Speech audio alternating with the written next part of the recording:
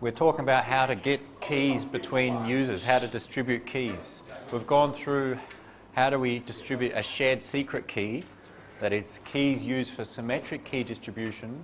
We went through two different approaches, using symmetric key encryption to distribute shared secret keys, and then using public key or asymmetric encryption, using public-private keys to distribute a secret key.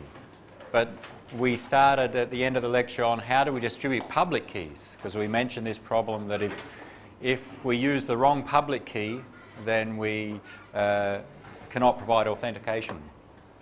So we need to distribute public keys in some secure manner. And we spoke that if we just publicly announce it, then we can't pretend, we don't know for sure if it's the right key. How can we automatically distribute keys? Use some form of directory where people publish their key in this directory. And we went through one example where, and this is about where we finished last week, a protocol which shows two users, A and B. A wants to communicate with B, therefore A needs to find B's public key, and similar, B will need to find A's public key. Prior to these steps, each of the users have manually published their keys, their public keys, with the authority. That is, prior to step one happening, user A has gone to the authority and said, here is my public key. Maybe they've shown some ID to confirm this is actually me and it's my public key. And at the same time, user A obtained the public key of the authority and trusts that that key is in fact for the authority. So prior to this, each user exchanges or publishes its public key with the authority, and similar, each user obtains the public key of the authority. And then once A wants to communicate with B, A sends a request to the authority saying, I want to communicate with B, please give me B's public key. And we see that in step two, the public key of B comes from the authority. It's signed by the authority, encrypted with the private key of the authority, which means this message number 2, definitely came from the authority. A can confirm that because they decrypt using the known public key of the authority. If it successfully decrypts, it must have been encrypted with a private key and it must have come from the authority. So that's the signature happening there. A has B's public key now, sends a message to B saying, I want to communicate with you, encrypts that message with B's public key. So now we've got confidentiality. Only B can decrypt that and find out the values that it's coming from A. When B receives message 3, B then requests from the authority, okay, I need A's public key. Sends a request, authority sends back a signed response, including A's public key, and the last two are just to confirm in case someone tries to replay messages to some final authentication steps. Again, using the corresponding public keys to encrypt. So one way to use an authority for two users to exchange public keys, PU and PB. It works, okay? The problem is that every time a user wants to, let's say A now wants to communicate with C. Okay? A's got B's public key. They can exchange, encrypt data from now on. But now A wants to communicate with C. So they go through these same steps. A sends a request to the authority, authority responds. C eventually sends a request to the authority, authority responds. And then another pair of users want to communicate. Every new pair of users that want to communicate send a request and require a response from the authority, twice in fact. That can overload the authority, or that the authority becomes some bottleneck in that if there's many users in the system, then many requests are going to that authority. If the authority is some computer in the network and if it's slow in responding, then that means it's slow in terms of the users being able to communicate. So that's a problem. It's a performance problem really of this approach, of having to always go to the authority to get the public key. the solution is to use certificates. And you've heard of digital certificates. You know that web browsers use them. We'll show some examples shortly of how the web browser stores a certificate. But solving the same problem, how do we distribute public keys, or how do we find another user's public key, similar to the previous approach, but is more efficient in terms of not overloading the authority. So we have our users and some authority. Now we refer to it as a certificate authority because we're going to issue certificates. In this diagram, be careful. It's different from the previous diagrams. In the previous diagrams, there were some assumptions about before step 1, A and the authority had exchanged their information. That is, before step 1, A had gone to the authority and given its public key to the authority, and vice versa. And same with B. But in this diagram, for the certificates, note where message 1 is, here. Message 1 and message 2. These other messages going between A and the authority and B and the authority happen beforehand. Think of them as the manual delivery steps. That is, these 4 messages from A to the authority and B to the authority, the equivalent messages are not shown on the previous diagram. So what happens? A manually goes to the authority and gives the authority their public key. The authority issues a certificate to A. And similar, sometime in the past, B has gone to the authority, given the authority its public key, and the authority issues a certificate to B. That's what CA and CB are. We'll look at the structure in a moment. So that happens beforehand, before A and B want to communicate. Now A wants to communicate with B. Now imagine these 4 lines aren't here, and look at the simplicity. When A wants to communicate with B, all that they do, A sends its certificate to B, and B responds with its own certificate. So whenever any 2 users want to communicate, assuming they already have their certificates, then those 2 users just exchange those certificates. That is, in this case, there are just 2 messages. None of those messages are to the authority. When 2 users want to communicate, there are only 2 messages, message 1 and message 2. Nothing goes to the authority when a new pair of users want to communicate. That is, A wants to communicate with C, A sends its certificate to C, C responds with its certificate. That's the advantage compared to the previous approach. So like put certificate in some signed envelope, give to someone, open, just open Yeah. and use. Yeah, when we'll see that the structure of the certificate is that it's signed by someone we trust, the authority. And open and encrypt, decrypt with the public key of authority. Yeah, it's signed in such a way that the receiver of this certificate can verify its authenticity. Yeah, so similar to this approach, except in this approach, every interaction between a new pair of users requires a request to the authority. With a certificate, that's not needed. So what is the certificate? That's the only complex thing remaining then. We see the structure here. In general, it is the public key of a user signed by a trusted authority, the certificate authority in this case. It's got some other information like the identity of the user. We'll see a real structure of a certificate shortly, but the main thing is the certificate contains the public key of user A and it's signed by the authority. So that when user A sends its certificate to B, B can verify that certificate. That is, they can decrypt using the authority's public key, and if it decrypts successfully, it must have come and been signed by the authority. So the basic approach now is that each user goes to the authority with a public key. The authority issues each user a certificate, let's say when we set up the system, and now whenever any pair of users want to communicate, they simply exchange their certificates. And that's commonly used today, and we'll see the example where you access secure websites using some encryption, then certificates are the main form of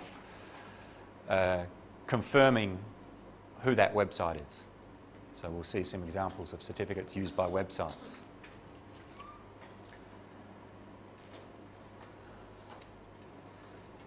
In a little bit more depth, here's the certificate of user A. It contains the identity of the user and the public key of the user, and it's signed by the authority. We will, in fact, in practice, we will include other information. For example, a timestamp to indicate when this certificate was created. Let's say it was created today, and it also, if we say it's valid just for 1 year. So in 1 year's time, if you receive this certificate and you look at the timestamp and it's past 365 days old, then you may ignore that certificate, not trust it. Because in practice, things may expire. An authority we trust today has signed a certificate. In 2 years' time, we may no longer trust that authority, so any certificates signed by it over some period we may disregard. So we have some time limits on the signing. A format that is commonly used for the structure of the certificates is there's a standard, and it's standard number X.509. We'll look at the example. We'll use that format as the example. It's commonly used. It's used in secure email applications, network layer security, transport layer security, web security. When you use HTTPS, they use certificates using X.509 format, and other internet applications. So it's commonly used in the internet.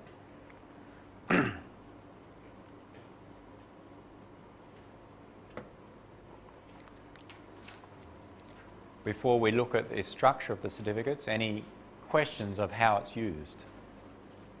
So again, we want to get public keys between the two users, and we want to be sure it's the correct public key, so we get some trusted third party to sign that public key so that the other person can confirm it is the correct public key.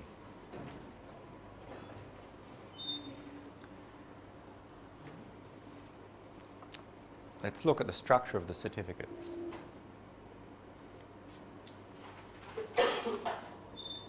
So a X.509 certificate has a number of different pieces of information. It's created by a certificate authority, and it contains information about a particular user. Those certificates may be stored in a public directory, or they may be simply exchanged when needed by the user. So the format of an X.509 certificate includes this information. We'll see on the subsequent slides some more details of that. Some version of the protocol of the X.509 standard we're using. Maybe in the next 5 years a new version will come out. We just keep track of the version of the certificate. When we sign something, remember what we do in practice is we take some data and take a hash of that data and then encrypt that hash value. So the signature is the encryption of the hash value using a private key. So what hash algorithm do we use? That's specified in the certificate. You can use different hash algorithms. That is, what approach do we use to do the hash and do the encryption, the signature algorithm. Inside the certificate is a name and some unique identifier of the authority. We may have different authorities in the world, so we can identify them. Some time information to say how long this certificate is valid for. The authority issues you a certificate. Why do they issue you a certificate? Most likely because you've gone to them, shown them your ID, some form of identification, and they confirm, yes, this is you and this is your public key, they issue a certificate which is valid for, say, 1 year. So that in 1 year later, you need to go back and get a new certificate reissued, a new certificate issued, or a renewal of the current certificate, or an extension. So there's some period for which the certificate is valid. If it's outside of that period, then it should not be trusted. The name and identity of the user, the public key information of the user, the actual public key, that's the thing that we want to distribute in the certificate, and the signature.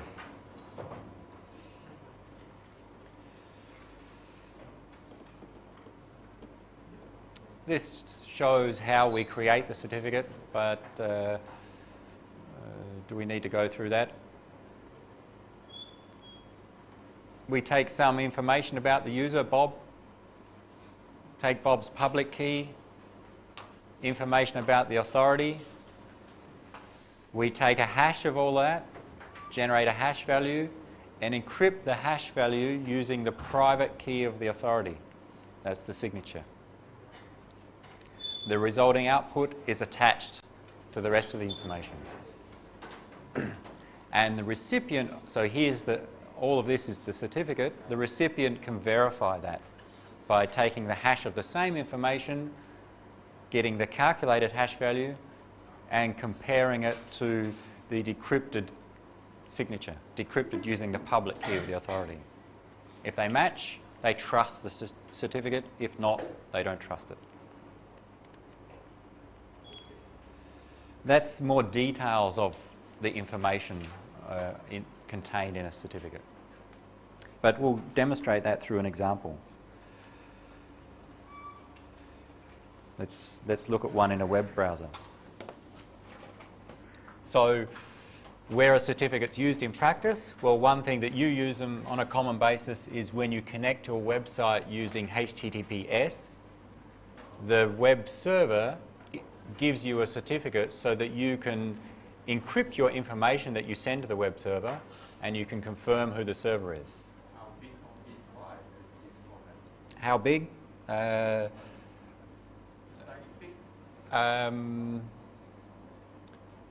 can be varied sizes. We'll see in practice there's different options you can contain in the order of hundreds, several thousand bytes. Not so big. You can create your own, it's not so big. So your web browser or web servers issue certificates. Let's look at an example. In a web server, in a web browser, certificates that you've received from web servers are stored usually, as are some certificates from authorities. Let's see if I can find a certificate in Firefox under Preferences. And the Advanced tab up the top here, Encryption, I can view certificates here. And it's just similar in other browsers. There are different types of, or different classification of certificates, some that are built into the browser from authorities, and some that you've received from web servers. If you've contacted a web server using HTTPS recently, it may have the certificate stored in there. You can actually upload and store your own certificates in there, or certificates of your friends, other people. I have none, no friends there. Normally that's added if you manually add a certificate. And some of the servers that may have been contacted recently which have sent certificates to my browser, some of them are stored here. One from IT server, different servers that I've contacted recently. Let's look at one of them. Let's look at a certificate that came from Google. When I access the Google website, I'll view that certificate.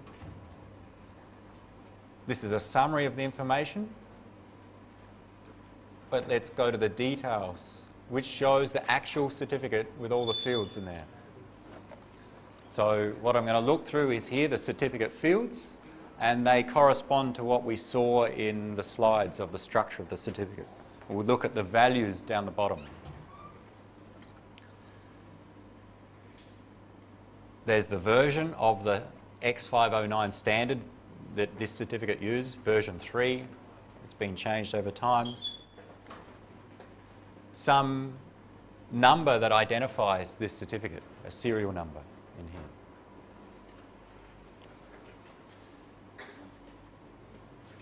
The algorithm that we use to sign. Remember, to sign something, we take the data, apply a hash of that data, encrypt using a private key. So two algorithms there, the hash algorithm and the encryption algorithm. In this certificate, the hash is SHA-1, the encryption is RSA. So that must be specified because there are different options. You don't have to use SHA-1, you don't have to use RSA. So it's specified in the certificate so someone can confirm.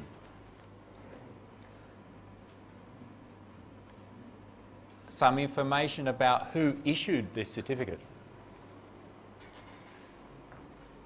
The certificate authority in this case. So this is the certificate from the Google website, from Google. It was issued to Google, so Google is the user. It was issued to Google by an authority. Who is the authority? This identifies the authority and some information about their website. So the name, their organisation name is called the User Trust Network, whoever they are, but some certificate authority, some organisation that issues certificates, their location, state and country. The common name, this is the organisational unit, the organisation, I think. In some cases, you need to pay money to get a certificate. There are some services that offer them for free. We'll come back to and look at some of the authorities shortly. So that's who signed this certificate, who issued it. Something about the validity of this certificate. It was signed at on some date, issued on some date. It's issued just for some period of time. It should not be used before this date and not after this date. See, it's valid up to 2014. More than 1 year in this case. Yeah. So it depends. Different authorities may assign and validate for a longer period of time.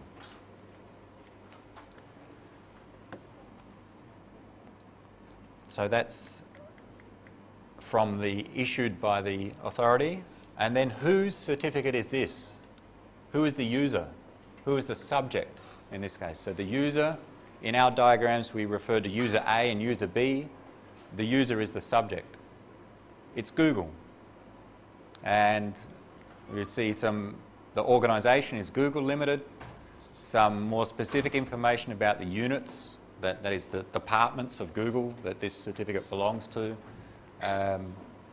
some information about the location of the organisation. So this identifies the user.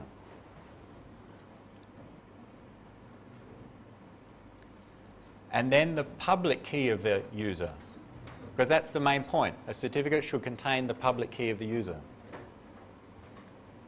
The public key algorithm used, RSA in this case, and the actual public key.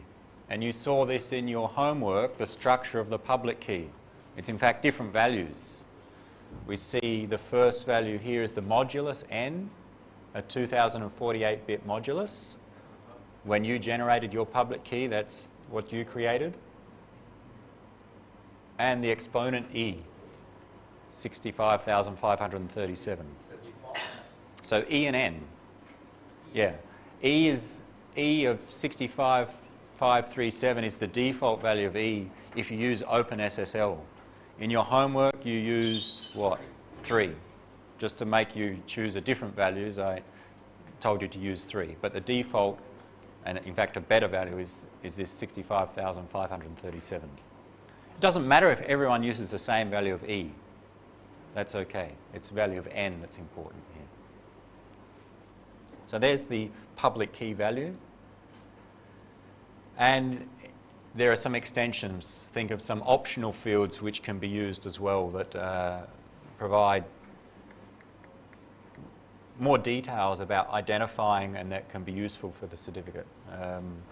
Some identifier of the authority, some unique ID for this authority as opposed to just their name that we saw above. Some unique ID of the subject of Google. Some, I guess, policies as to where this certificate can be used or what it should be what's its intended use. And maybe important, one of the important fields here is the certificate revocation list. What happens if something goes wrong? That is, what happens if the authority is compromised or the private key corresponding with Google's public key is compromised? That is, we no longer trust that public key that's issued in the certificate. Then we'd like to revoke that certificate. So somehow we need a mechanism that is, okay, this company, the company User Trust has issued a certificate to Google. It's still valid for another 2 years, but it turns out that we no longer trust that public key because either the company that issued it is no longer trustworthy, or in fact the corresponding private key of Google has somehow been found by a malicious person. So we don't want to trust this certificate anymore. Therefore, we need some way to revoke it so that no one else uses this certificate. So there are lists maintained on websites of which certificates have been revoked. So this refers to those lists, a certificate revocation list, just a list of which certificates you should not use. So in fact, if you receive a certificate, in theory, you should go to one of these lists and check if it's on that list and make sure it's not on the list. And the last two things which are necessary, the signature, the algorithm and the value, which is when we take all of the above data, we take a hash of that using SHA-1 and then encrypt it using the private key of the authority, then we get this value here, 256 bytes, which is the signature. So when someone receives the certificate, they can use the public key of the authority to validate this certificate, to verify it. So there's an example of the structure of the certificate. It's for Google. So what happened is when I visited the Google website, Google sent me this certificate and I need to verify it. I need to make sure it has been signed by an authority I trust. How do I do that? How does my web browser do that? Your web browser, my web browser received this certificate. What does my browser do next?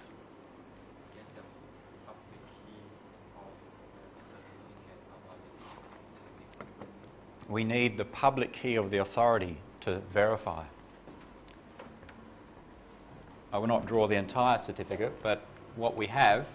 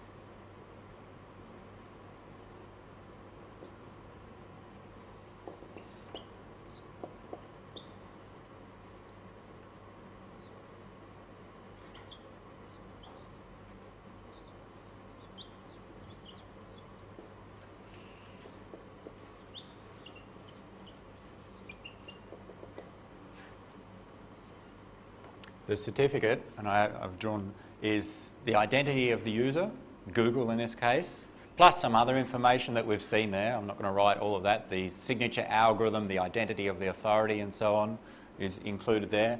And then, actually I've missed something, running out of space.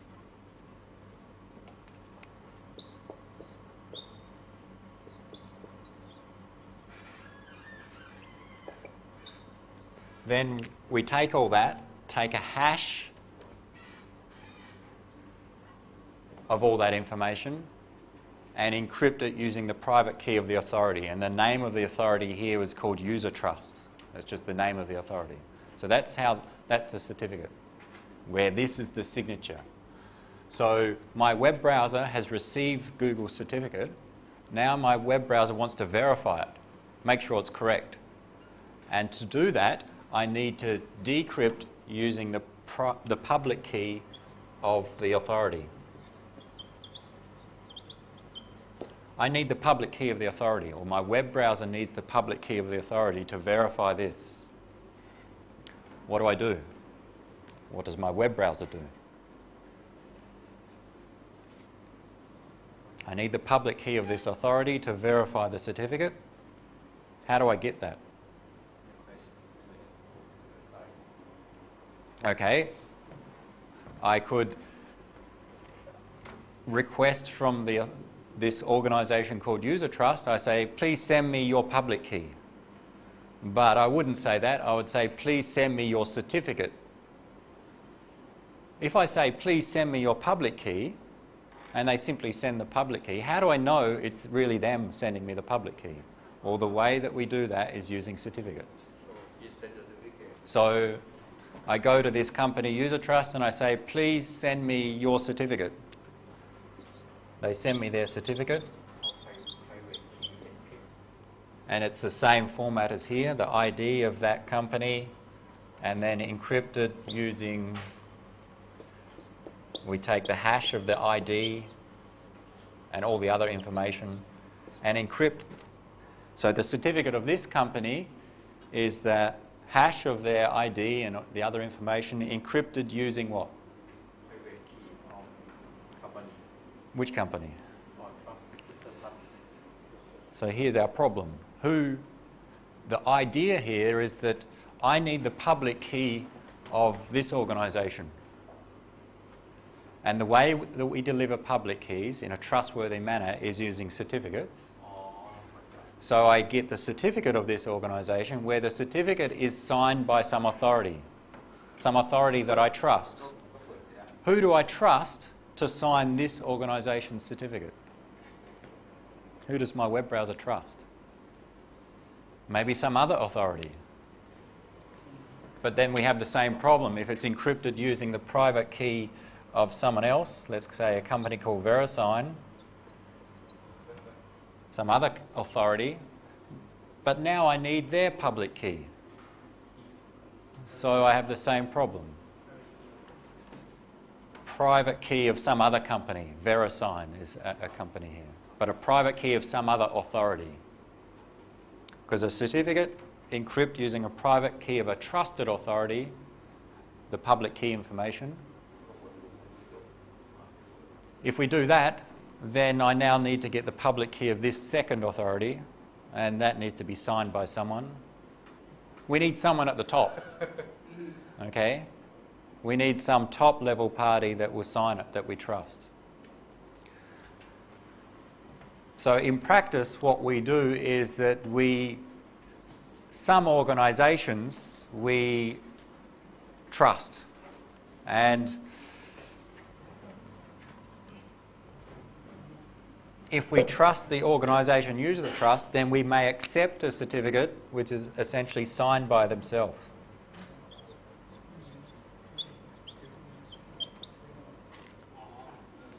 That is, the certificate of this organisation, which includes its public key, is issued by itself, by the same organisation called User Trust. Yes, this is different. This is what we call a self-signed certificate. In the previous case, in the normal case, a certificate is signed by an authority, someone different from yourself. My certificate is signed by some authority. But a self-signed certificate is a certificate that is signed by yourself. The private key used to encrypt is the corresponding to the public key that is encrypted or is signed. We need somewhere at the top. Sorry? Self-signed is valid certificate. A self-signed is a valid certificate, yes. Is it trustworthy is then the question, because what this is saying is, here is the public key of user trust, and the person that is verifying that it is that actual user called user trust is user trust. It's like if I give you a self-signed certificate, here's Steve's public key. How do you verify it's Steve's public key? Well, Steve confirms it's Steve's public key. But what if it's someone pretending to be Steve? The same problem arises. You cannot verify that. But at some point we need to trust someone. Otherwise we cannot form a chain of trust down to the original certificate. So in practice what we have, some organisations are considered trustworthy, and from the perspective of your web browser, those organisations have certificates already installed in the web browser. When you install the web browser, the certificates are listed in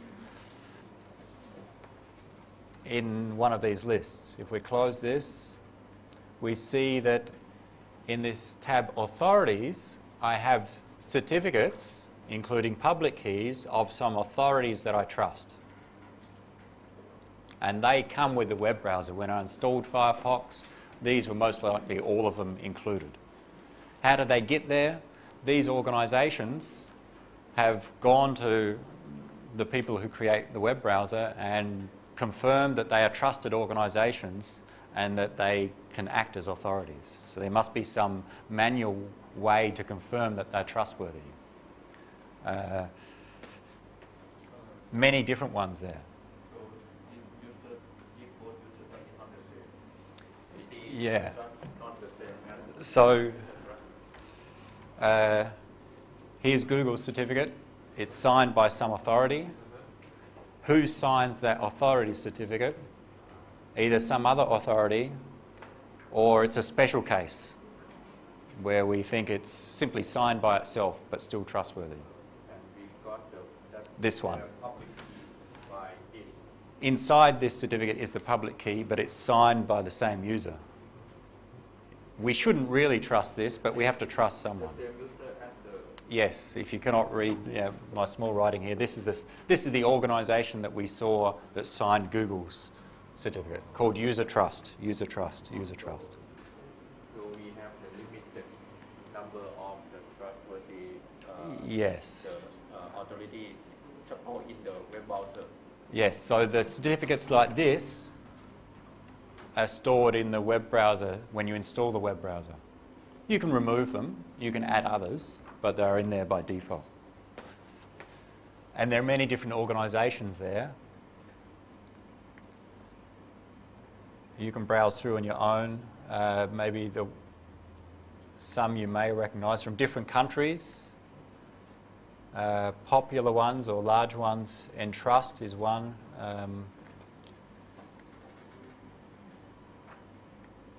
Different ISPs, GoDaddy, Microsoft, they have a certificate authority for signing their certificates for software delivery. RSA, where's one I was looking for? VeriSign and Thought are some of the larger ones.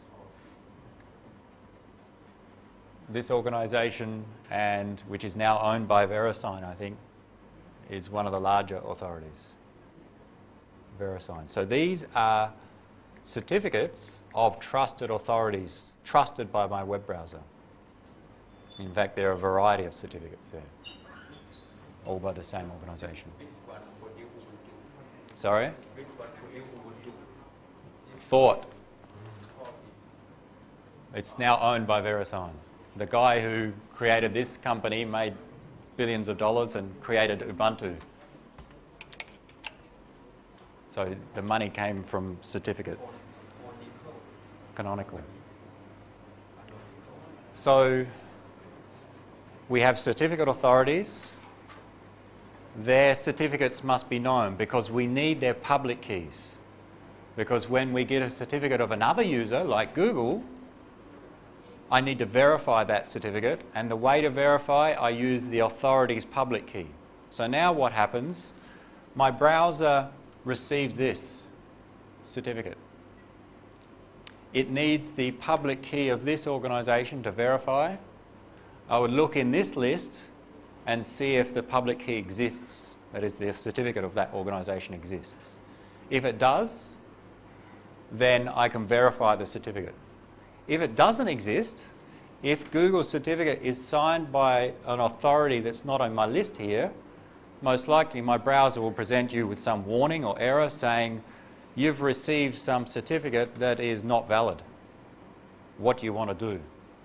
And that's when you should say, I don't trust this site, because it's a certificate signed by an untrusted user. IT server. So the issue in practice then, if you want a certificate, you need to get some authority to sign it for you. Many authorities charge you money to do that.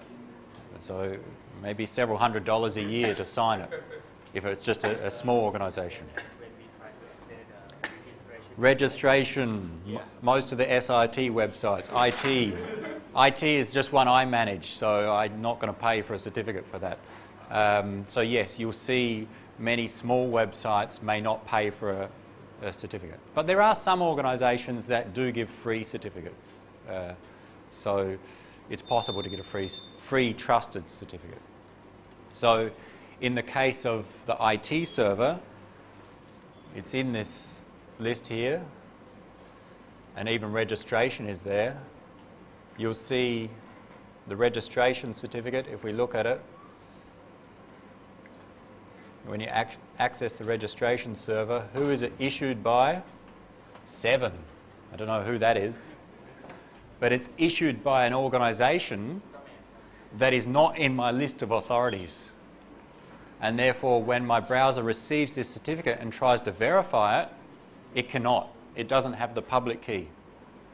And that's why it presents a warning or an error saying, you've received a certificate from an untrusted source. What do you want to do? And then it's up to the user to deal with that.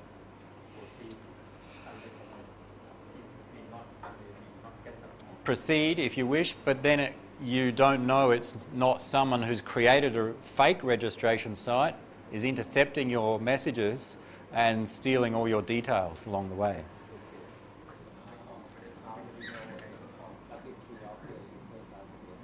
How do we know the public key of this organisation from the list of authorities that we trust? So we have a list of the organization and their corresponding public. So for example, we have, we can do it in a hierarchy. Let's draw it differently.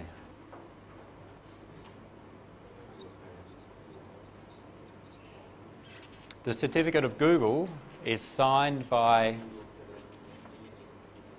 the organisation user trust in this example. So to verify that, we need the certificate of user trust.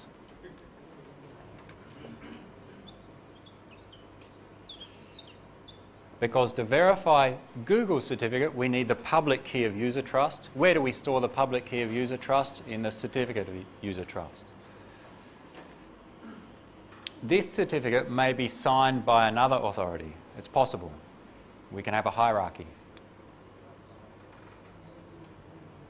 Let's say another organisation, VeriSign. It could be self-signed. It doesn't have to be. We can have a hierarchy where the certificate of this organisation is signed by another organisation, another authority, and therefore to verify this certificate, and hence verify Google's certificate, we need to have the public key of VeriSign, this organisation. Where is this public key stored? And we can keep going, but eventually we need to have someone's public key, one of these authorities' public key, that we trust. And in your browser, they are the ones stored on in the authority field, this set. So these are certificates which contain public keys. If we can create the hierarchy up until we find the public key. So yes, yeah, we can have a chain of trust, because if I trust the public key of VeriSign that it's in this list, then I can confirm the certificate of user trust and find their public key, and therefore I can confirm the certificate of Google and find their public key. So we can form a chain of trust so long as we have the top level.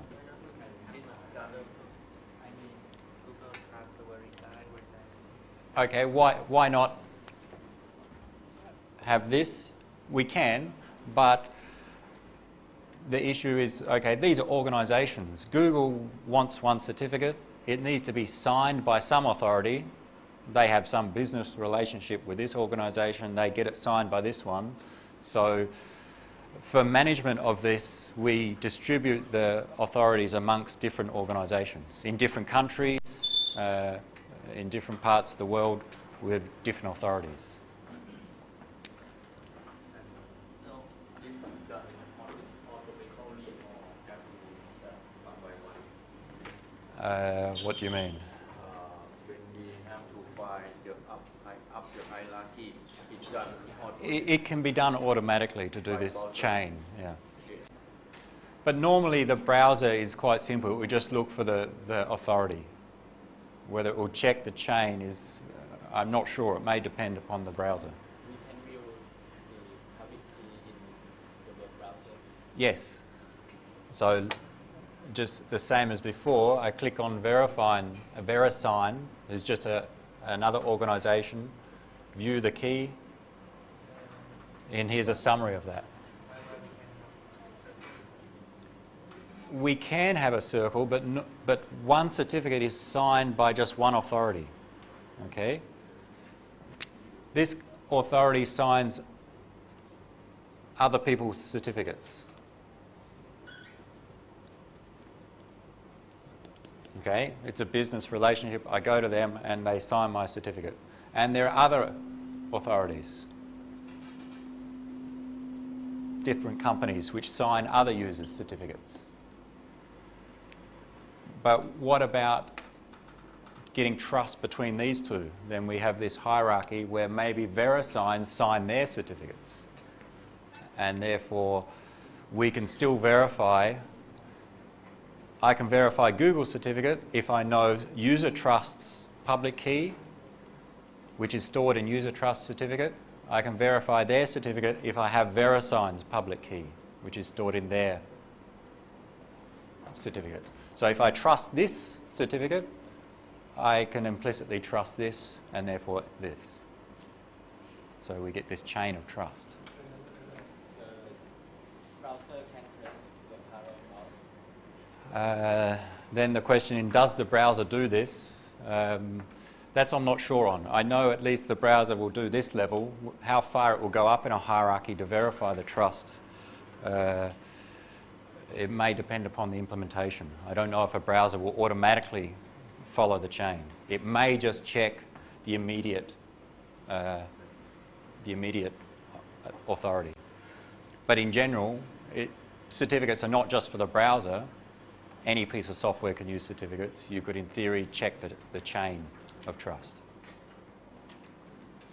So you need to trust someone at the top level. In terms of your browser, that is stored in this set of authorities. There are many different authorities. My Firefox browser trusts all the certificates that are stored in this list. And there are, what, tens, hundreds possibly of certificates. And then when I receive certificates, I check from this list whether they're verified or valid.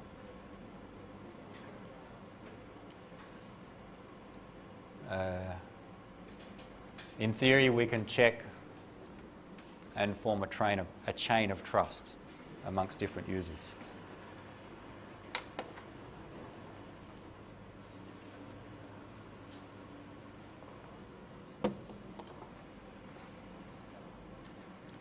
The problem, of course, arises if your browser has a certificate of some authority which is not trustworthy in here. If some organisation gets in this list, or somehow your browser gets from some bug or some malicious software gets a certificate in this list which is malicious, that is not trusted by you, and then you access a website which delivers a certificate signed by that authority, that untrustworthy authority, your web browser will believe and accept that certificate. So it needs to be maintained in a secure manner, that list. And as you can see, you can edit that list manually. You can delete or import different certificates.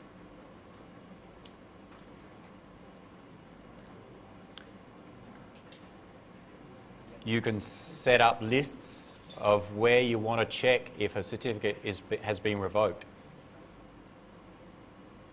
Not used by default, but I could add a list there such that if I receive a certificate and it turns out that it's no longer trusted, even though it's signed by an authority, something's gone wrong, some private key has been exposed and the certificate should not be trusted, then my browser could automatically check one of these lists and see if it's on that list. If it is, don't use it. There are none configured there. For example, someone hacks into Google's servers and finds their private key. Okay? And Google knows that. They find out someone has discovered their private key. Therefore, if someone has discovered their private key, you should not use their public key. Because if the private key is exposed to someone, it's no longer private. Therefore, you should not trust the public key. So what Google does when they find out that someone has found their private key, they know that their public key should no longer be used. Even though this certificate has been issued correctly, and it may be valid for another year, they would go and publish on one of these revocation lists, say, this certificate has been revoked. Don't use it. So when my browser receives this certificate, if it checks one of these lists of revoked certificates, if it's on there, I will not use it. That's the idea, at least. Any other questions on how certificates are used? Is there ever any case that There are cases for sure of compromises. These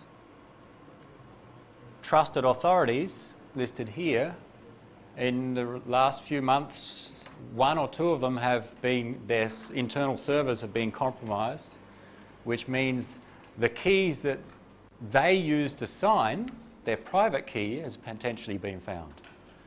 And if someone finds that, someone can pretend to be that authority and create certificates that your web browser will trust. So yes, there are cases where the authorities become compromised and certificates become compromised.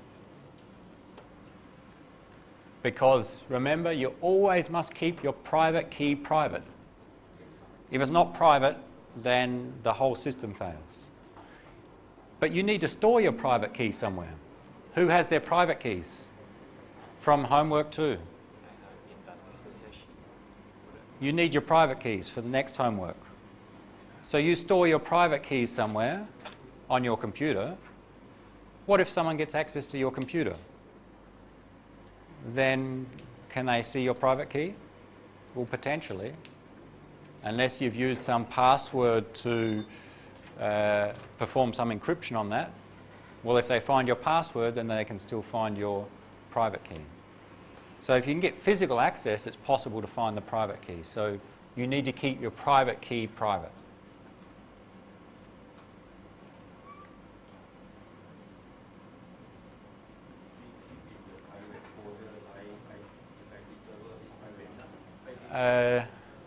When you used OpenSSL, what did you do to create a certificate?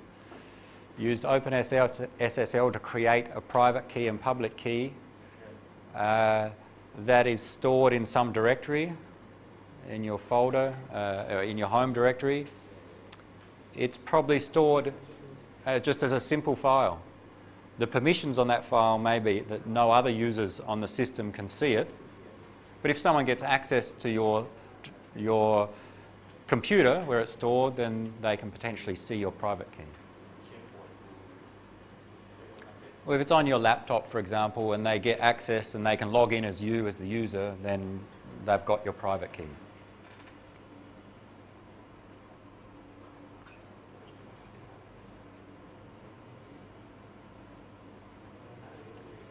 So I think that covers the main parts of certificates and how do we distribute public keys. So that's the most common way now, use certificates.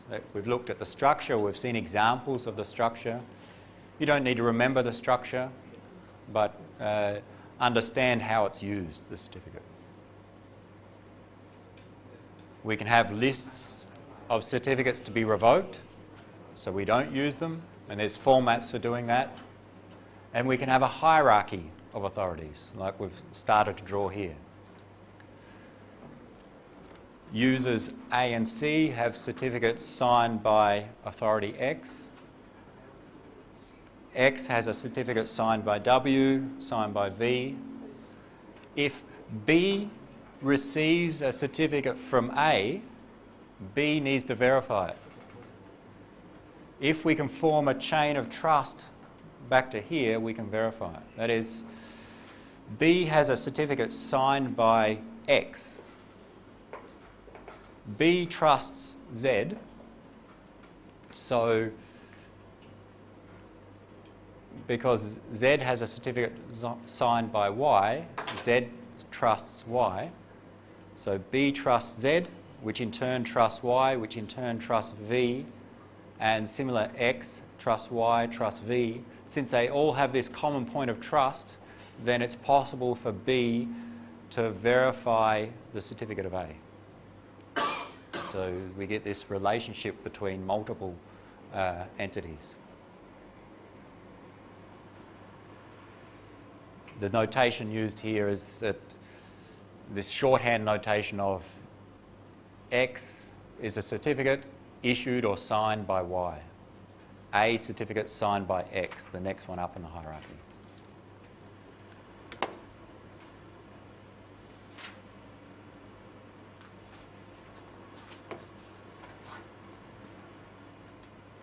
To verify a certificate, we need the public key of the authority that signed it, and we must get that public key in a trustworthy manner, that is, in a certificate that we trust, and therefore we get it from the next higher level.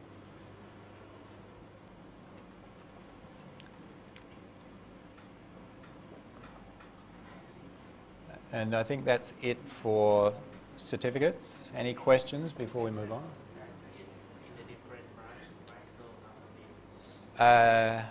Okay, let's go through this one in a bit more depth. That's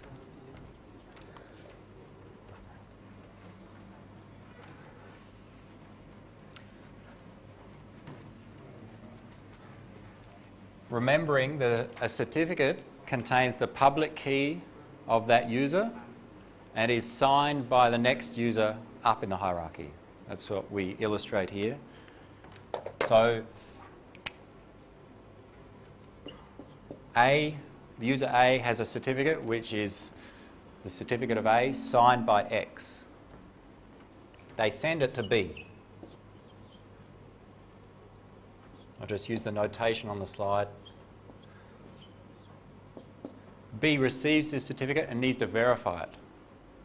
To verify, because it's signed by X, they need the public key of X. Or in other words, they need the certificate of X, because the certificate contains the public key of that user.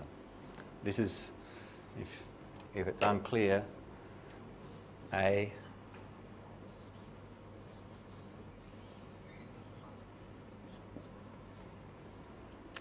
is this value. So to verify this, B needs the public key of X, or B needs to trust the public key of X. Whose public key does B trust initially? Z, its authority. So B trusts the public key of Z. So B can send a request to Z. I need the public key of X, and I need to get it in a trustworthy manner, because to verify we need the public key of X, or the certificate of X. B trusts Z, They can communicate on a secure channel because they have each other's public key, they trust them. Can send a message to Z. And who does Z trust? Y. So Z can send a message to Y saying, I need the public key of X. And similar, Y sends to V saying, I need the public key of X. All of these communications are trustworthy because in this hierarchy of trust, they trust their next one up. And V has this message asking, we need the public key of X. V trusts W. Yes, W trusts V, and the trust is mutual. So if W trusts V, then V also trusts W. So V sends this request to W saying, I need the public key of X. W should have it, the public key of X, because X trusts W. When I say trust, it means they've exchanged their public keys and they trust the public key that they've received. That is, W should know the public key of X. X, of course, knows it, and X can send the certificate containing it to W. So they discover the public key of X, which is really the certificate of X, and send that back to B. Because it's followed this chain of trust, when B receives the certificate of X, they have the public key of X, they can now verify the certificate of A by decrypting using the public key of X, the signature. So as long as we have this chain of trust, we can verify any other user's certificate that we receive. If there was a user D which trusted F, which trusted G, but they had no common relationship with these other authorities, we could not exchange keys between D and C, A or B in a trustworthy manner. We need to have a chain of trust between common authorities.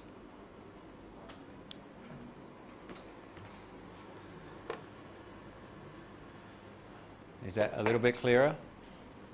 Why doesn't it appear in here that B also trusts X? So eventually B also trusts X, that is, trusts the public key of X. And how do we get that? Through this chain. B trusts Z, who trusts Y, who trusts V, who trusts W, and hence also trusts X. And of course B trusts all these along the way.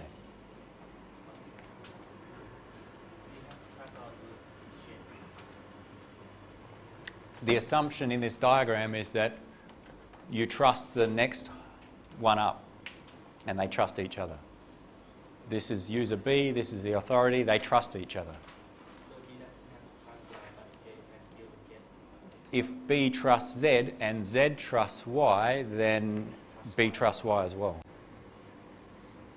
in this relationship here. And when we say trust, it means when we receive their public key, we believe it's their public key. We know it's their public key, not someone pretending to be them.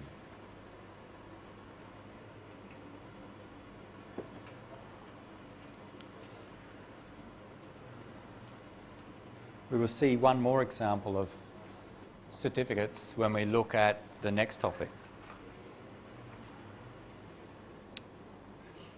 Any more questions on how first certificates are used? When you access a website, especially, yep. If I want to find a public key of A, so for the X answer this or need to go to the A first to find. If you are user B and you want to find the public key of A, you are user B and you want to find the public key of A, you just ask A, please send me your certificate. So that's easy. A certificate contains the public key. The certificate of A contains the public key of A. So if B wants to know the public key of A, it says to A, please send me your certificate. So that's how to find it. But now the question is, do we trust that certificate? Do we trust that public key? So when A sends the certificate to B, B needs to verify that that certificate is trustworthy. The certificate of A is signed by X. B needs to trust X.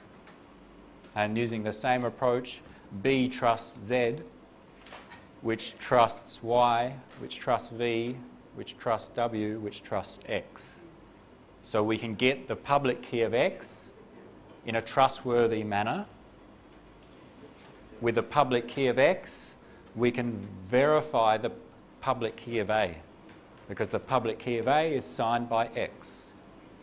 So long as we have that chain, we can verify the trust. At the end, you got X certificate and their public key. Yeah, at the end, B has received X, the certificate of X, and therefore the public key of X. And we can decrypt the signature of the certificate of A. How do we know at each node how many certificates we should have? How many? At each How do we know at each node? Each node has its own certificate. Yeah, but sometimes it contains other certificates as well. So It's not about the certificates that you contain, it's about the certificates that you trust. Okay, that's the important thing. For example, this diagram shows that Z has these 3 certificates. Okay, the certificate of after this, or from this chain of trust, Z has the certificate of X.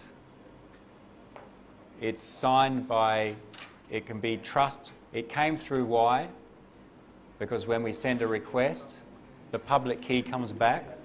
It's trusted, Z trusts Y, and therefore the certificate of X is trusted by Z. So maybe they can have more than 3. Yes, only in this simple hierarchy do we show 3 here. Why is that content in the After this exchange. or under the chain? Yeah. Okay. So it's showing the trust relationship in this. The main point is that look at the hierarchy.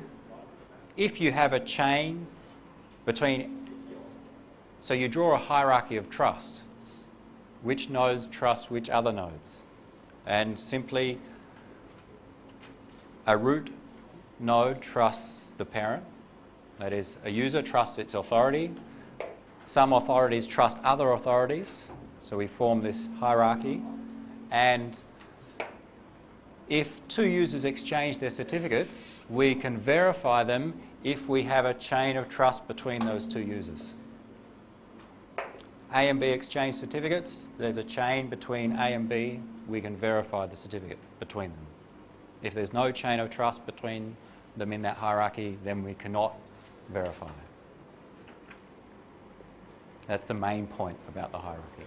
Lower hierarchy can be the trust for the upper hierarchy. Then we see that in the Y and B we can VY, YB because trust each other. So implicitly, if A trusts X, then we could see from this A also trusts Y, because X trusts W, which trusts V, which trusts Y. So the trust flows through that chain. So it's not about the number of certificates you have. It's the point of this is whose certificate can you verify? And you can verify any other user's certificate if you can form a chain of trust between them.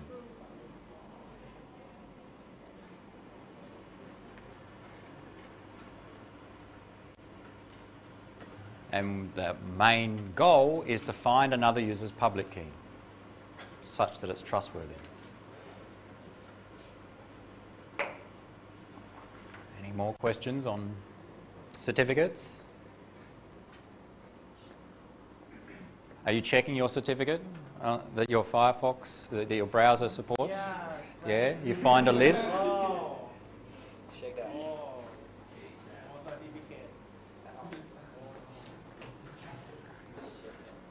When you access a website using HTTPS, the registration website, IT, any website using HTTPS, then it's typical that the server sends their certificate to you. Okay? So you have their public key, you check and verify it using one of the authority's public keys. So you can trust the server. We will go through the protocol that we use to do that and see how we use that public key to then encrypt the data. You want to access your bank's website, you want that data to be encrypted, and you want to know that the website you're accessing is your bank and not something pretending to be your bank. So we need the certificate of the bank to do the authentication, and then we use the public key. But instead of encrypting our data using the public key, we will choose a shared secret key and start encrypting using symmetric key encryption to be more efficient. So we'll look at how we can do that. And that's in the next topic.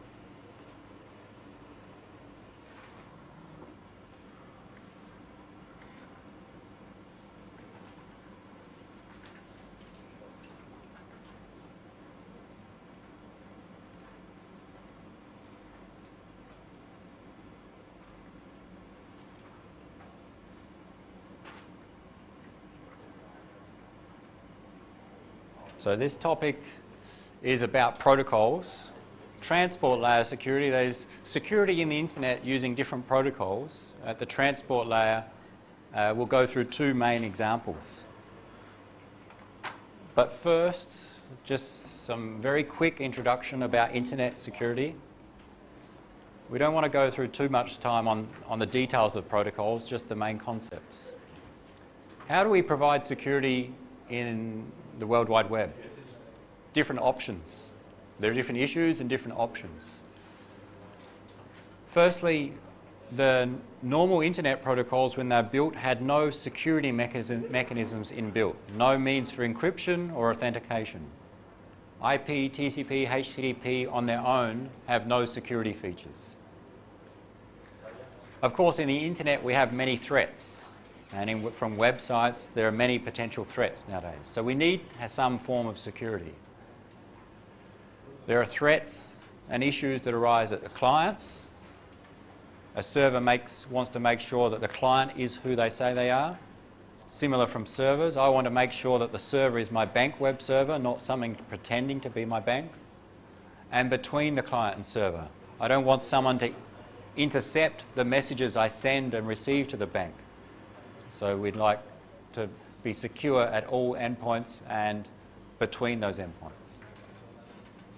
We're going to look at two protocols that can provide security in these cases. One is SSL, and which has a newer version called TLS, but you'll often see SSL and TLS meaning the same thing.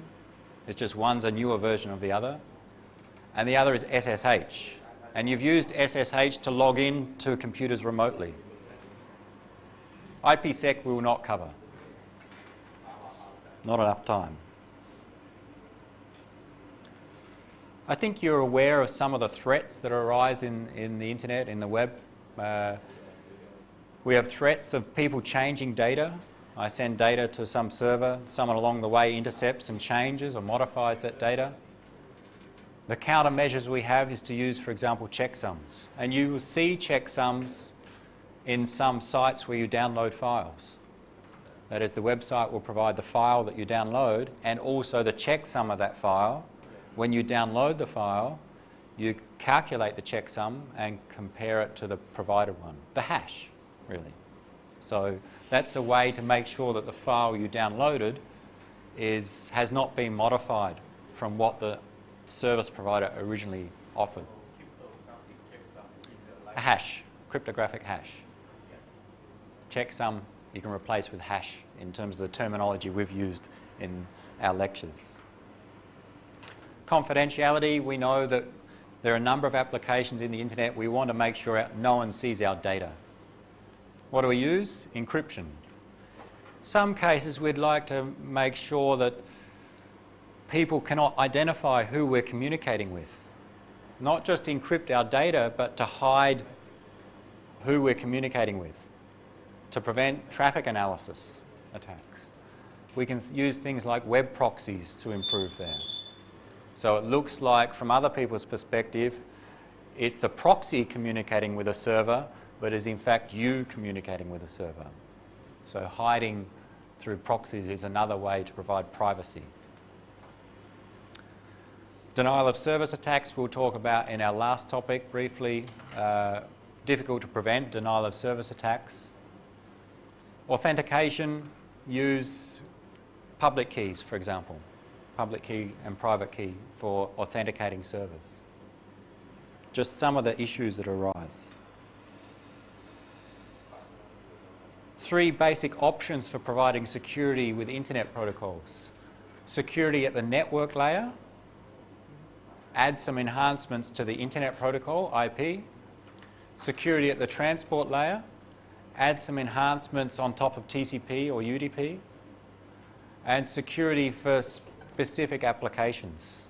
Add some enhancements to your web browser or to your login client. Have different advantages and disadvantages.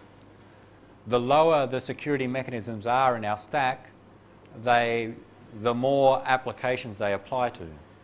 If I implement encryption in IP, everything I send across the internet can be encrypted. If I encrypt only messages using TCP, my UDP packets are not encrypted. So there's some differences there. We're going to focus just on, or mainly on transport layer issues. And today we'll just get started on what's called TLS and SSL. And we'll see that's what HTTPS uses. We went through the web servers send us a certificate. How do they send us a certificate? Using HTTPS. What is HTTPS? It is normal HTTP using TLS and SSL.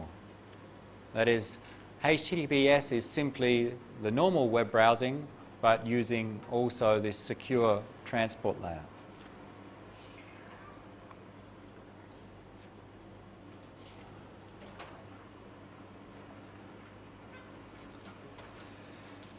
SSL stands for Secure Sockets Layer. It came originally in the Netscape web browser, and it has been improved over time, and the current version is now called TLS, Transport Layer Security. In this course, when I say either of them, I'm going to mean the same thing.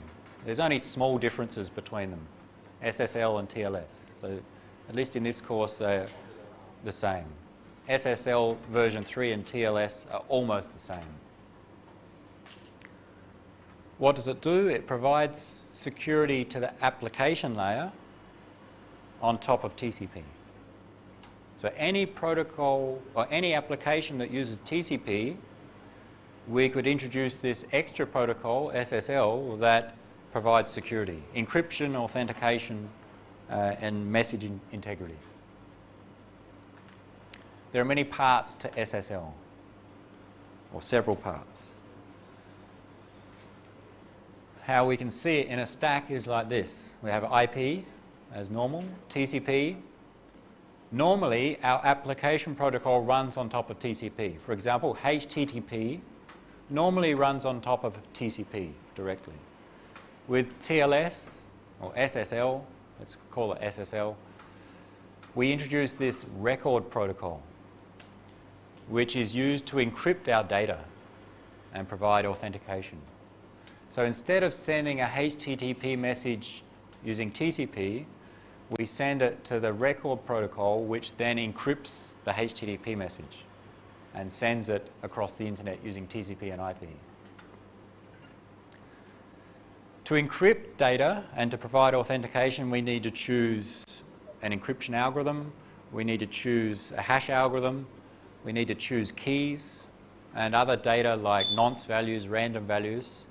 So before we do any encryption or authentication, we need to do some handshakes to agree upon the algorithms and the values to use.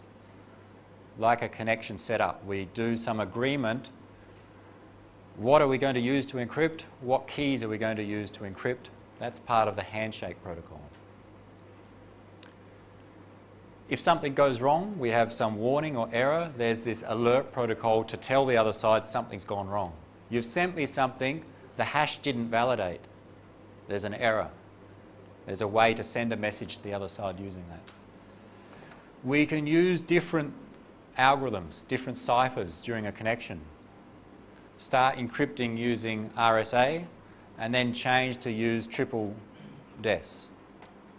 There's some special messages to tell the other side, now let's change the cipher that we're using, change the algorithm.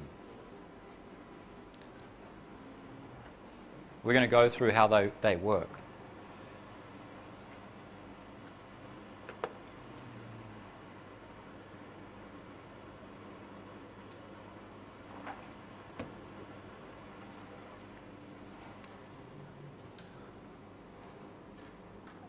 In SSL, we have the concept of both connections and sessions. In TCP, we have the concept of a connection. When I want to send data to some other computer using TCP, we do this three-way handshake. SYN, SYNAC, ACK. Set up a connection. An SSL connection corresponds to a TCP connection. When I set up a TCP connection, that corresponds to one SSL connection. We may have multiple SSL connections between the same client and server. An SSL session can combine multiple connections together. The idea is for a session we can choose algorithms to use, we can choose certificates, we can exchange certificates, and we can choose keys to use for encryption, especially master keys. And then for each individual connection within that session, we can have more specific values. A way to illustrate that.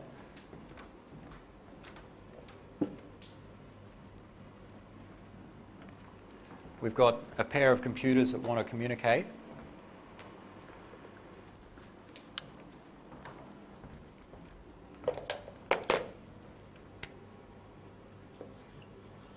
Computer A and computer B.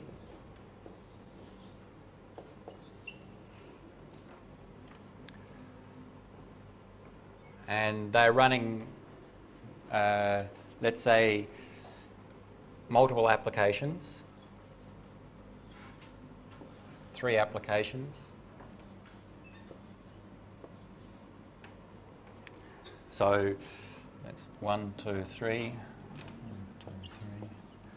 So with TCP, we establish a connection between each application. So we have 3 connections.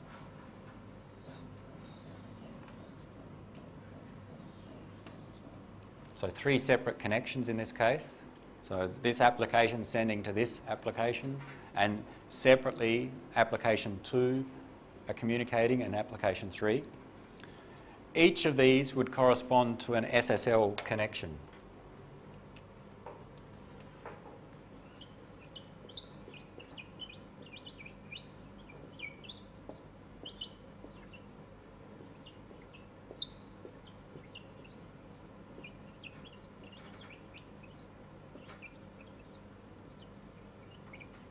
That is, we have 3 SSL connections in this example. And when we encrypt data from application using application 1, we would use different keys than when we encrypt using application 2 and 3. So for example, for connection 1, we will use, for example, one piece of information we'd store is, let's say, key 1. For connection 2, use key 2. And for connection 3, use key 3. So when we encrypt data, as an example, use different keys. The idea of a session is that when we negotiate the ciphers that we're going to use between these 2 computers, for each of the connections, we can do one form of negotiation and negotiate parameters for all 3. So now we could say that we could have these 3 in one session, one SSL session. So 3 connections, 1 session. As an example, we don't have to, but as an example, and for that session we can choose encryption ciphers with encrypting our data using AES. We have the exchange of certificates using a particular algorithm, certificates using, for example, RSA, and a master key.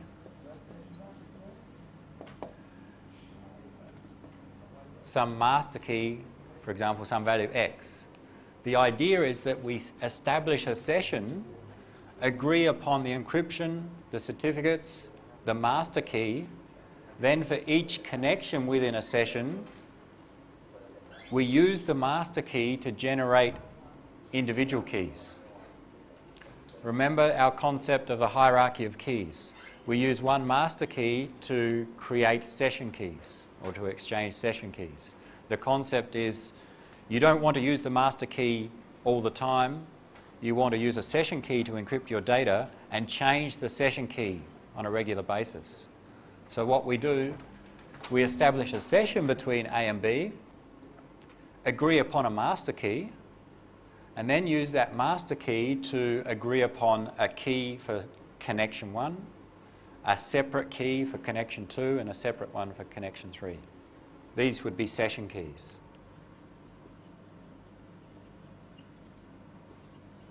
Or connection keys.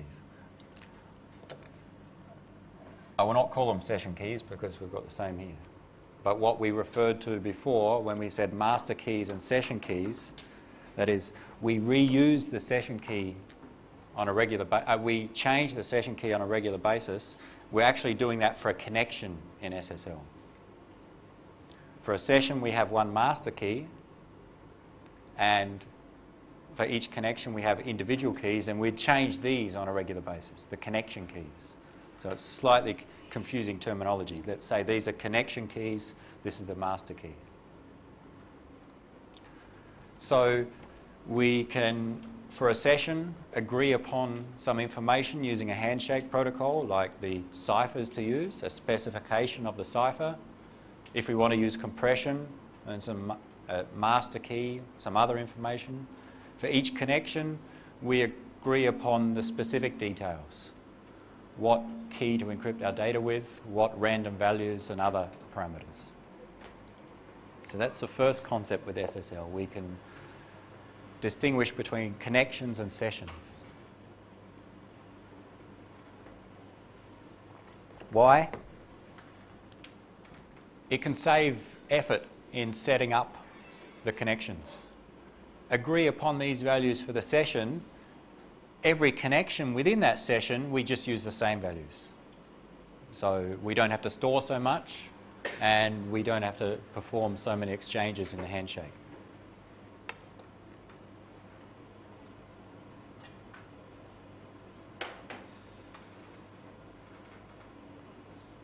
Let's see how the protocols work by going through an example.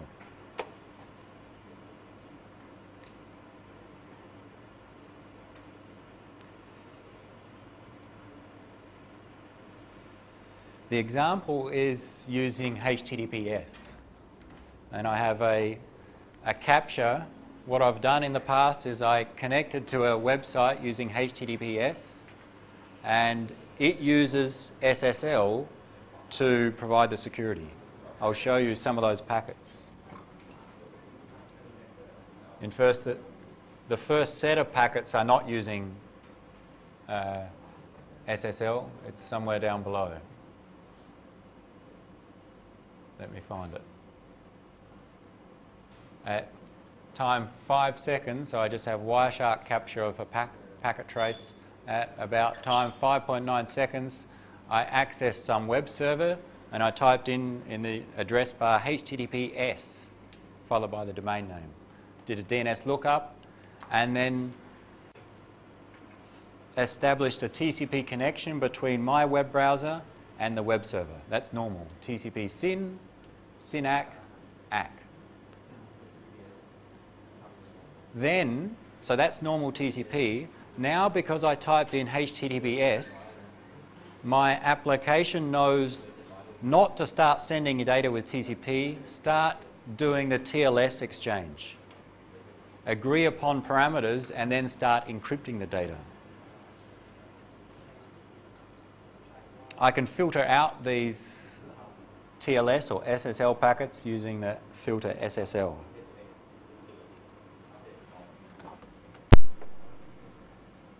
Let's look at some of them.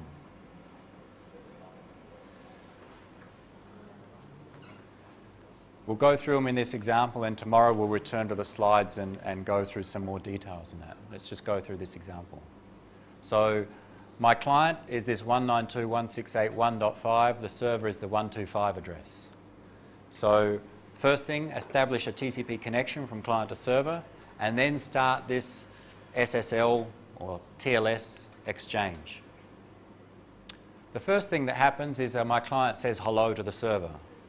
And what it does in this message is says what parameters are supported by my client, especially what ciphers are supported. So if I look into detail of that packet,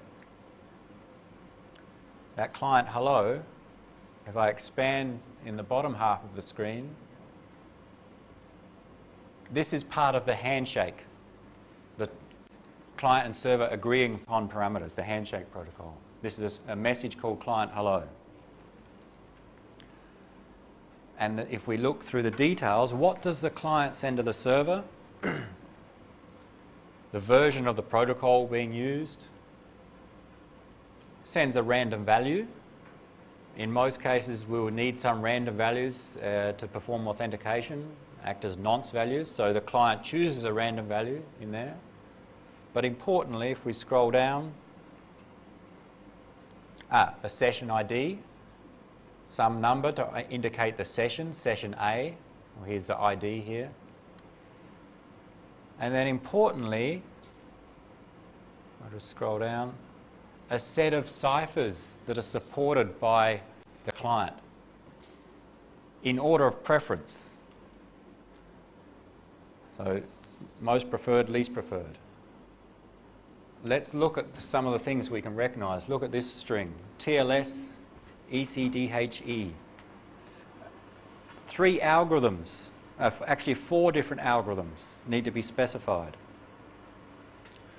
We use a public key encryption algorithm to exchange keys. We use a symmetric key encryption algorithm to encrypt our data. We need a hash algorithm for performing a hash and also performing a MAC, and we need a mode of operation. So if you look at this strange string, you'll recognize at least some of them. TLS, okay. Let's start at the end. SHA, there's our hash algorithm. That is, the client is saying, I prefer to use SHA as the hash algorithm. For symmetric key, AES with a 256-bit key. So there's the symmetric key algorithm that the client prefers to use. Mode of operation, CBC. So the client wants to use AES with a 256-bit key, and to encrypt large pieces of data, use CBC. And the first part is the public key algorithm, or the key exchange algorithm, to be more specific. Anyone recognize those names? We've covered mainly RSA for key exchange. What's another key exchange we've covered? Diffie-Hellman. DHE. So here's Diffie-Hellman. EC is a form of, or it's elliptic curve cryptography. We haven't talked about that. But this is key exchange using Diffie-Hellman and the signature algorithm. We've talked about RSA to provide signatures. There's another one, DSA, to do signatures. So that's what the client prefers to use. They prefer to use Diffie-Hellman for key exchange, DSA to sign, AES to encrypt, CBC as the mode of operation, and SHA as the hash. And we see many others that the client can support. So what the client does is says, this is what I can support, and orders them in order of preference. Some of them here we see, of course, the difference is RSA is used instead of DSA.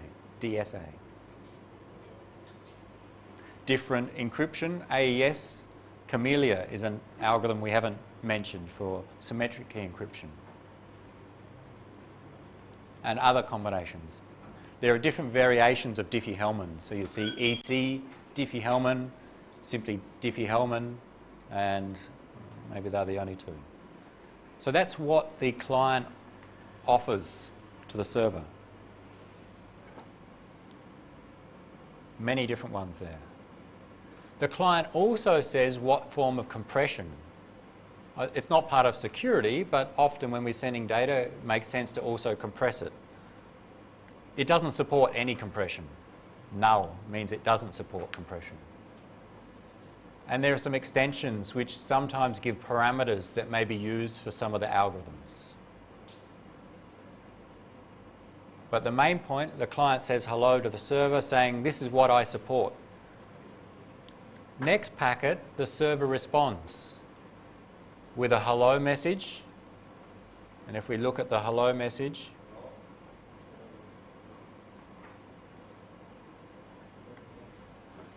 the server selects one of them. So based on what the server supports and its preference, it will select the highest preference for the client that matches. In this case, RSA is going to be used for both the key exchange and the signature. AES is going to be used for the encryption of the data, 256-bit key. CBC is the mode of operation, and SHA is the hash algorithm. So of those 36 that the client offered to use, the server chose one of them. So for this session, they're going to use these algorithms. No compression. The client didn't support any compression. So that's the hello messages. Client says what it supports, the server selects one. Now they've agreed upon algorithms.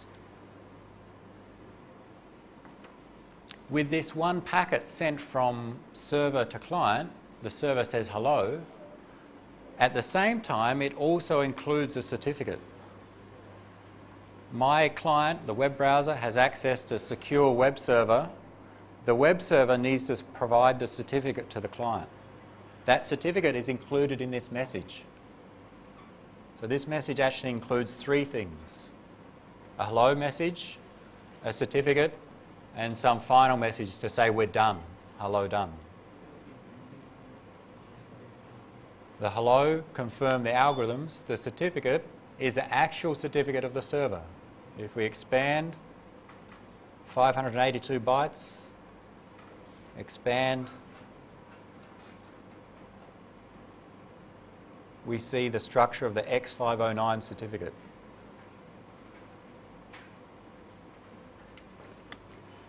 We see some serial number for the certificate, the signature algorithm being used, something that identifies the authority, the issuer of this certificate.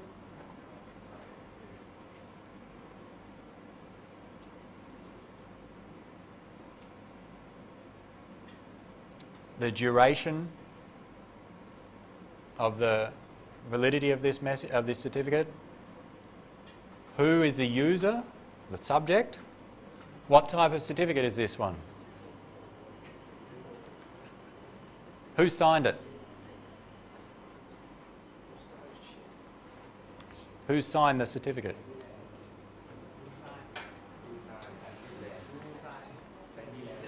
And who's the subject? Who's the user? It's a self-signed certificate because the authority is the same as the user. This is one of those free certificates that I created. It's not signed by a real authority. In some cases, you would not trust this certificate. In fact, your web browser, when it receives such a certificate, would present a warning saying you've received a certificate which is not signed by a real authority. Do you want to proceed? you'll see it comes from me, and you'll say yes. So the issuer is the authority, and if you check the details, the subject is the same. So yes, and it just gives information about the country and so on. A common name and an organisation name. It's a self-signed certificate. So this is a special case. And the subject, you'll see, is the same, the user. So this is just a special case. Yeah. The format of this certificate is the issuer is the authority, the person who signs the certificate. The subject is the user. That is, it's their public key, their certificate. The user is the subject here. Issuer, subject, check, and you'll see that they're the same. Of course, the main thing of a certificate is to carry the public key. And down the bottom we have the public key in this case. And you need to check the bytes, and it has the actual public key, the modulus n, and the value of e would be there as well. And the algorithm used was RSA encryption. So RSA, it's an RSA public key. This is coming from the server to the web browser. And it uses SHA for the signature. And at the end, the signature itself. So the signed certificate. So this is in the packet coming from the server to the client. When my client receives this certificate, it sends it to the web browser. The web browser checks the issuer. Is the issuer in the list of authorities? No, it's not in this case. And that's when the web browser presents a warning saying, do you trust this certificate? Do you want to proceed? If you click yes, then it accepts that certificate. If you click no, then the connection will be aborted, terminated.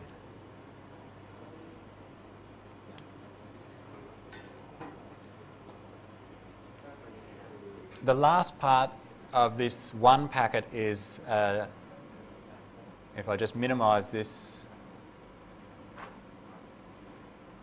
where? Here. The last part is just to send one short message saying we've finished this hello handshake part. Hello done. So in fact, there are 3 different TLS record messages, or different messages using the handshake protocol.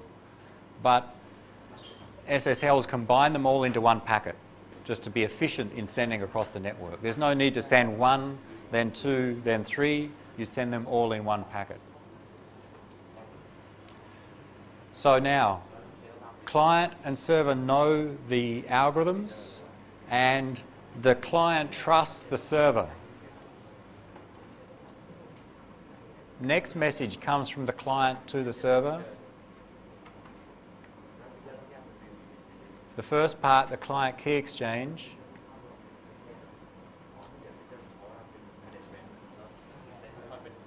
The first part is 130 bytes. There is some value. What is the value? Client says hello.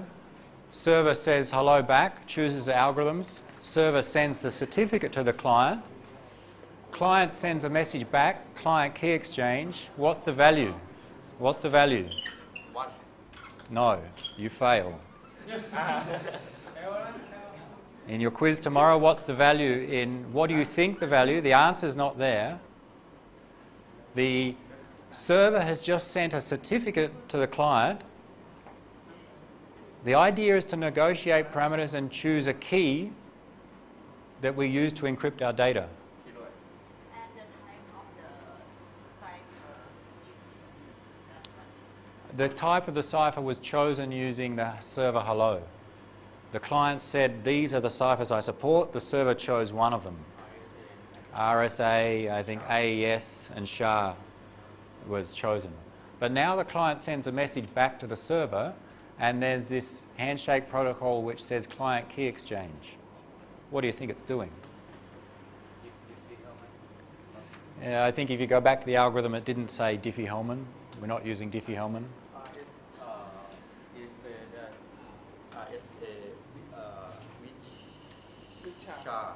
RSA with AES with SHA. RSA, AES, and SHA.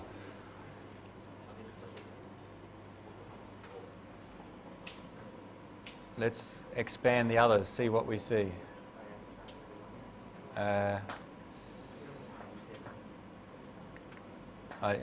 See if we can see in the bytes and see if it gives us any information. We have a key exchange. The idea now is to select a key to do our encryption. The change cipher spec means change and start using a new cipher. And the next part is an encrypted handshake message. That is, we cannot see the contents. Wireshark will not show us the contents because it's encrypted. What is it encrypted with? This is being sent from the client to the...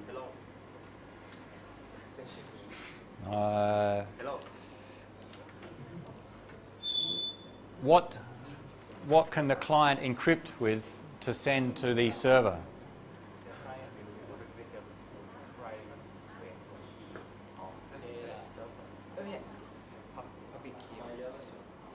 Remember, in the previous message, the client received the certificate from the server. The certificate contains the public key of the server. So now we can send a message back encrypting with the public key of the server. Here's our confidentiality. That is, client encrypts some message. What is the message? Most likely some master key to use. Client chooses a random master key, encrypts that with the public key of the server, sends that ciphertext to the server. Only the server can decrypt and find the master key. So the idea here is to exchange keys. Exchange a master key. The master key we're going to use for AES to encrypt, and to send the server the master key, we encrypt it using the public key of the server, because only the server can decrypt, because only the server has the private key. So what's happened? Server sent the public key to client. Client chooses a master key and sends it encrypted back to the server. The server now knows the master key, and the subsequent encryption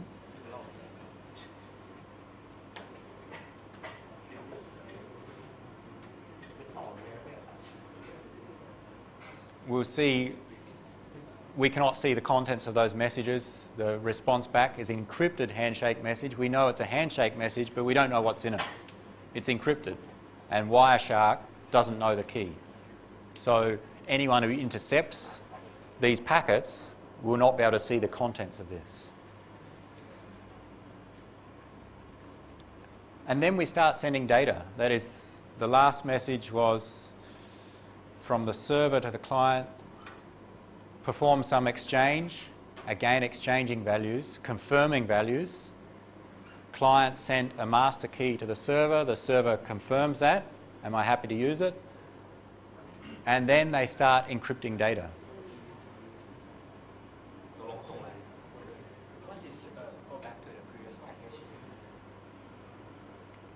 What is the second? What is the second encrypted handshake message? The last one. What's the difference between the first one and the last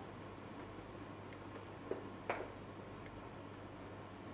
There's two encrypted handshake messages here. What's in them? I don't know. I cannot see. All right, I do know because I know the protocol, what the protocol will do, but someone who intercepts them cannot see the contents. You need the key to find the value. So the idea is what they're doing is agreeing upon this master key. So the first one that the client sent to the server, this encrypted message here sent from the client to the server, is the master key going to the server. And remember, when we exchange a master key, we would perform some authentication. Make sure it's not a replay. Send back some nonce value encrypted with that master key to confirm. The values I cannot find because I cannot, without the key, find out what the without the private key of the server, we cannot find the original message.